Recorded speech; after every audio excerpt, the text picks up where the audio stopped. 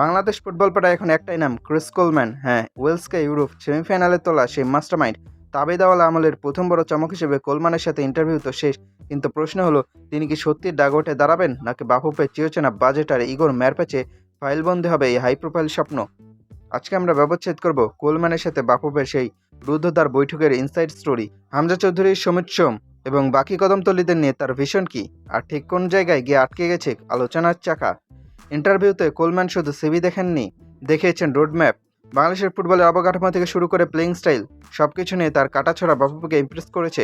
বিশেষ করে প্রবাসী ফুটবলারদের নিয়ে তার পরিকল্পনা বেশ পরিষ্কার। হামজা চৌধুরী বা সমিতদের মতো এলিট প্লেয়ারদের কাছ থেকে সেটা বের করে আনতে কোলম্যানের অভিজ্ঞতা হতে পারত আমাদের তুর্পের তাস।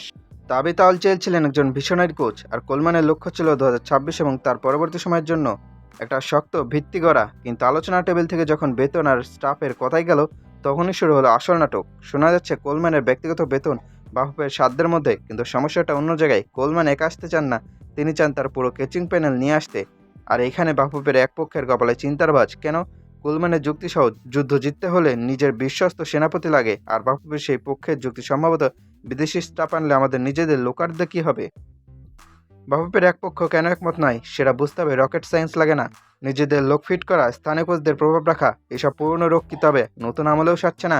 কোলম্যানে পুরো প্যানেলের বেতন বাফুফের জন্য একটু কঠিন হতে পারে ঠিকই, কিন্তু কোয়ালিটি চাইলে একটু পকেট তো ঢিলা করাই যায়। নাকি আমরা সস্তায় কিস্তিমাত করার সেই পুরনো ব্যর্থ চেষ্টাই করে যাব। এখন সব বল তাবিদাওয়ালার ন্যাশনাল টিমস কমিটির কোর্টে। আগামীকাল হয়তো জানা যাবে আমাদের ভাগ্য। যদি কোলম্যানের দাবি মেনে না হয়, তবে সেটা হবে বাংলাদেশের ফুটবলের জন্য একটা রেভলিউশন। আর যদি কোচিং স্টাফের অজুহাতে তাকে ফিরিয়ে দেওয়া হয়, তবে বুঝে নিতে হবে নাম বদলালেও বাফুফের কাম কাজ সেই আগের মতোই আছে। সস্তায় কোচ খুঁজে আমরা অতীতে অনেকবার ধরা খেয়েছি। কোলম্যানের মতো একজন প্রোফাইল যদি সিস্টেমের পরিবর্তনের শর্ত দেয়, তবে সেটা মেনে নেওয়াটাই বুদ্ধিমানের কাজ নয় কি?